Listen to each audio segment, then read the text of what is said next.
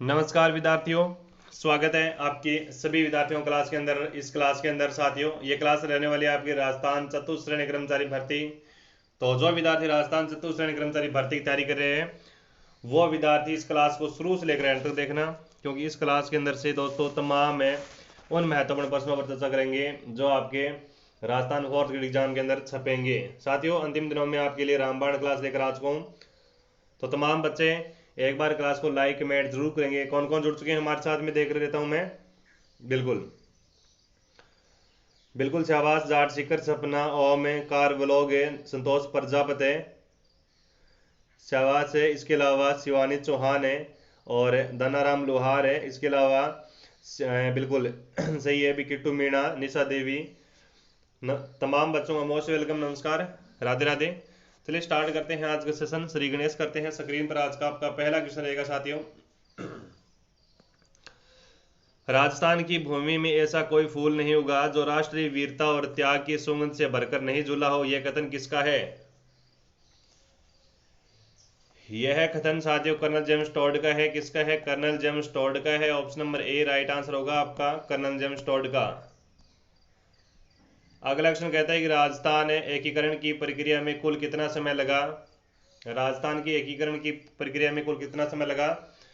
करो answer miss कविता लाडो, करो answer. सारे बच्चे आंसर करो अभी फटाफट।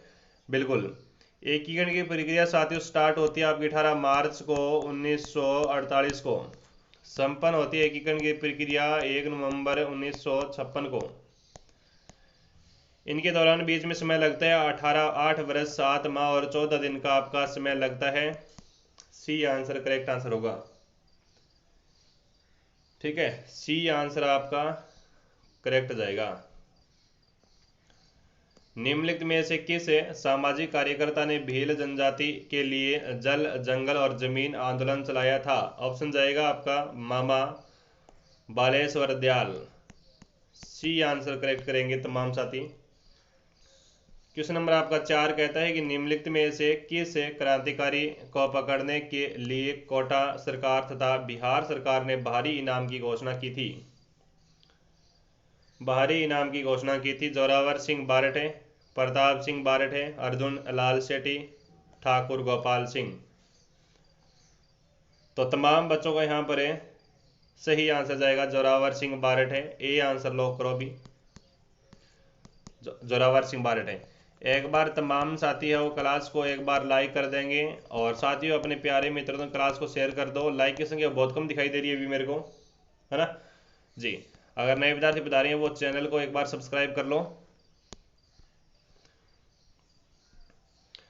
फिफ्थ नंबर क्वेश्चन है कि निम्नलिखित में से किस शासक ने पानीपत के तृतीय युद्ध के पश्चात मराठा शरणार्थियों को अपने राज्य में संरक्षण दिया था? विग्रह चतुर्थ, राम सिंह द्वितीय, जय सिंह द्वितीय और सूरजमल। यहाँ पर क्या आंसर जाएगा? कमेंट में छाप दो भी। यहाँ पर क्या आंसर जाएगा? बबीता सैनी, पवन सैनी, करो आंसर सारे बच्चे। क्या आंसर जाएगा अभी इसका? फटाफट आंसर करो।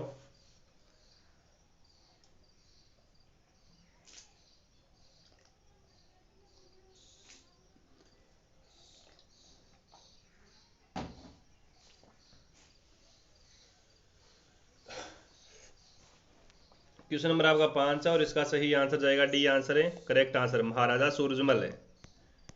महाराजा सूरजमल डी आंसर होगा करेक्ट आंसर है। महाराणा प्रताप के दरबारी पंडित चक्रपाणी मिश्र द्वारा लिखित पुस्तक विश्व वल्लभ निम्नलिखित में से किस विषय पर आधारित है? किस विषय पर आधारित है अभी?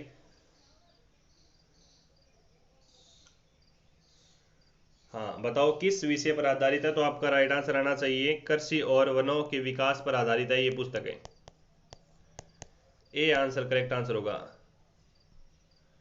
मारवाड़ के इतिहास में किस शासक को शासनकाल मारवाड़ का शौर्य युग कहलाता है? राव गंगा, मालदेव, राव जोधा और Chandrasen. Very very most important question, करो आंसर। 7 number question.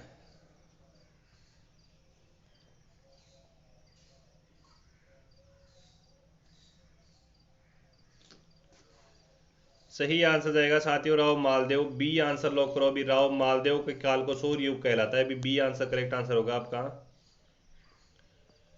राजस्थान के राजपूत राजाओं ने मराठों की बढ़ती शक्ति को रोकने के लिए हुड्डा सम्मेलन का आयोजन कब किया था? हुड्डा सम्मेलन का आयोजन कब किया था? बताओ, हुड्डा सम्मेलन का आयोजन कब किया था? हाँ, हुड्डा सम्मेलन का आयोजन कब किया था? एक बार तारे सारे बच्चे यहाँ पर कमेंट करेंगे। डी आंसर है 17 जुलाई 1734 से। 17 जुलाई 1734 ऑप्शन जाएगा आपका, डी आंसर है। नेक्स्ट है 1857 की क्रांति के दौरान है मोती खान सूबेदार तिलक प्रसाद और तिलक राम के नेतृत्व में किस छावनी में विद्रोह किया गया था? मोती खान सूबेदार, शीतल प्रसाद और तिलक राम।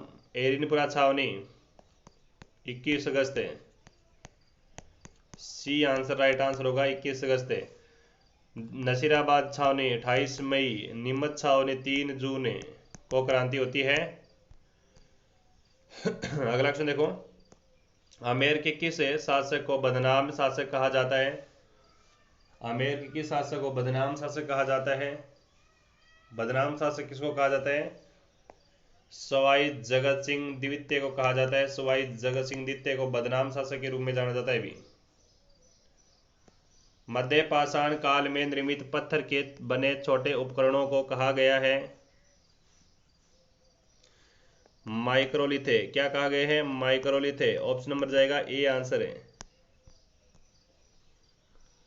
नेक्स्ट है कि निम्नलिखित में से किस सभ्यता से प्राप्त लोहे के अवशेष भारत में लोहा युग के आरंभ होने की सीमा रेखा निर्धारित करने के महत्वपूर्ण स्रोत हैं?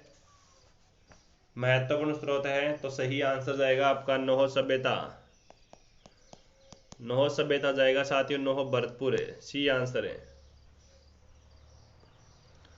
निम्न में से किस जिले में सद विद्या प्रचारणी सभा की स्थापना है वो की गई थी? अलवर है, बीकानेर है, जोधपुर है और भरतपुर है। हाँ, राइट आंसर जाएगा आपका बीकानेर है। बीकानेर में इसकी स्थापना की जाती है 1920 में, सद विद्या प्रचारणी सभा। ठीक है, कौन करता है साथियों इसकी स्थापना? बाबा मुक्ता प्रसाद और रघुवर दयाल गोयल करता है। बी आंसर है। नैतिकता के लिए किस वर्ष अणुव्रत आंदोलन चलाया गया था? नैतिकता के लिए किस वर्ष अणुव्रत आंदोलन चलाया गया था? हाँ जी, सही आंसर जाएगा अणुव्रत आंदोलन 1949 से। सी आंसर जाएगा 1949 को चलाया गया था अणुव्रत आंदोलन। ठीक है, नैतिकता के लिए चलाया गया था। आचार्य तुलसीदास ने नैतिकता के लिए चलाया था। निम्न में से कौन सा कथन सत्य है? निम्न में से कौन सा कथन यहाँ पर सत्य है दिखाई दे रहा है आपको? बताओ, निम्न में से यहाँ पर कौन सा कथन सत्य दिखाई दे रहा है? करो आंसर।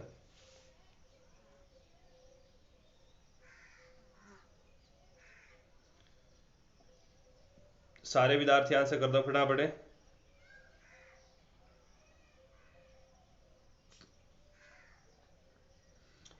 इसका सही आंसर क्या जाएगा?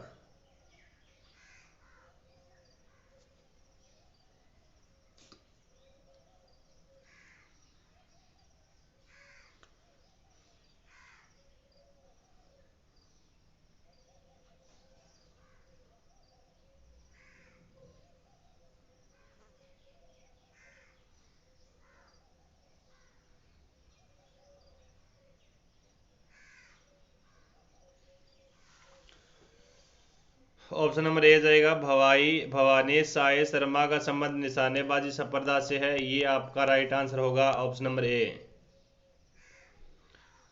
मेवाड़ प्रजामंडल का पहला अधिवेशन किसकी अध्यक्षता में आयोजित हुआ था? मेवाड़ का पहला अधिवेशन किसकी अध्यक्षता में आयोजन होता है? मेवाड़ का पहला अधिवेशन साथियों आपका 26 नवंबर को होता है 1941 से। वैसे मेवाड़ प्रजामंडल की स्थापना तो आपकी 1938 में की जाती है माणिक्यलाल वर्मा के द्वारा उदयपुर में।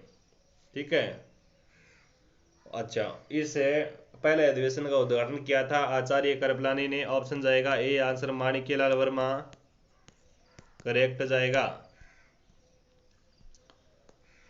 गोविंद गिरी द्वारा बेड़सा गांव में भगत पंथ की स्थापना कब की गई थी?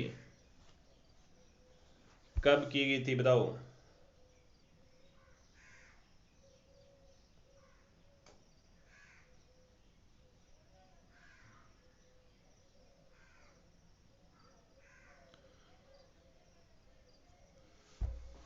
1911 में की जाती है। कब की जाती है भी? 1911 में की जाती है। तो बी आंसर लॉक करो सारे बच्चे, 1911 में। निम्नलिखित में से किस रियासत में सामंतों को 16, 32 और गौल की 3 श्रेणियों में विभाजित किया गया था? मेवाड़। मेवाड़ डी आंसर है। अवरोधी बालूका स्तूपों का विस्तार राज्य में सर्वाधिक कहां पर है? अवरोधी। अवरोधी बताओ। तो अवरोधी जाएगा आपका पुष्कर है। क्या जाएगा? पुष्कर में। ए आंसर लो करो सारे बच्चे, पुष्कर है। क्वेश्चन नंबर आपका अगला देखो कि राजस्थान में मरुस्थलीय प्रदेश में स्थित है शुष्क प्रदेश तथा अर्ध शुष्क प्रदेशों को कौन सी संवर्षा रेखा अलग करती है? कौन सी करती है भी? तो सही आंसर जाएगा आपका, करेक्ट आंसर है 25 सेमी समवर्षा रेखा जो है वो अलग करती है। तो बी आंसर लोग करो सारे बच्चे। नेक्स्ट है कि राजस्थान में किस अवधि के दौरान संभागीय व्यवस्था अस्तित्व में नहीं रही थी? राजस्थान में किस अवधि के दौरान संभागीय व्यवस्था अस्तित्व में नहीं रही थी? दैट्स राइट आंसर जाएगा 1962 से लेकर 1987। संभागीय व्यवस्था शुरुआत की जाती है 1949 हीरालाल शास्त्री के द्वारा। क्वेश्चन नंबर आपका अगला कहता है सात्विक राजस्थान में मृदा को निम्न में से कौन सा प्रकार सर्वाधिक उपजाऊ माना जाता है? मृदा का कछारी मृदा जिसे कहा जाता है जलोढ़ मृदा। बी आंसर जलोढ़ मृदा सही आंसर होगा। नेक्स्ट है राजस्थान के निम्नलिखित में से किन जिलों में लाल रेतीली मृदा पाई जाती है? लाल रेतीली मृदा पाई जाती है किन जिलों में? जी राइट आंसर जाएगा आपका नागौर, डीडवाना और कुचामन और पाली। ए आंसर लॉक करो सारे बच्चे। अगला क्वेश्चन देखो राजस्थान में प्रतिवर्ष 12 सितंबर को किस स्थान पर वृक्ष महोत्सव का आयोजन किया जाता है? हाँ जी सही आंसर जाएगा आपका खेजड़दी ग्राम जोधपुर के अंदर है। खेजड़दी ग्राम जोधपुर के अंदर साथियों प्रतिवर्ष खेजड़दी दिवस मनाया जाता है 12 डे, यानी 12 सितंबर को मनाया जाता है। 12 सितंबर को मनाया जाता है खेजड़दी डे। नेक्स्ट है राज्य के कितने प्रतिशत भाग पर खुले वन ओपन फॉरेस्ट पाए जाते हैं? खुले वन पाए जाते हैं कितने बताओ? तो साथियों आपका सही आंसर है 1.28% है। ए आंसर करेक्ट आंसर होगा आपका 1.28% खुले वन पाए जाते हैं भी। तो चलिए साथियों एक बार सारे बच्चे उस सेशन को क्या करेंगे, लाइक कर देंगे एक बार, ठीक है। एक बार क्लास को लाइक कर देंगे और एक बार अपने प्यारे मित्रों क्लास को शेयर भी कर देना, ठीक है। और साथियों चतुर्थ श्रेणी कर्मचारी भर्ती की तैयारी आप करवावा तो चैनल को सब्सक्राइब कर लेना ताकि आपकी अगली क्लास मिस ना हो। एक रिस्पेक्टेड कमेंट के साथ बता देंगे कि आप ये कैसी लगी क्लास और आपके 30 में से कितने क्वेश्चन सही होते हैं भी, ये भी बताएंगे भी, ठीक है। तो चलिए मिलते हैं अगली सेशन के साथ। तमाम साथियों का रहेगा मोस्ट वेलकम। तो जय हिंद।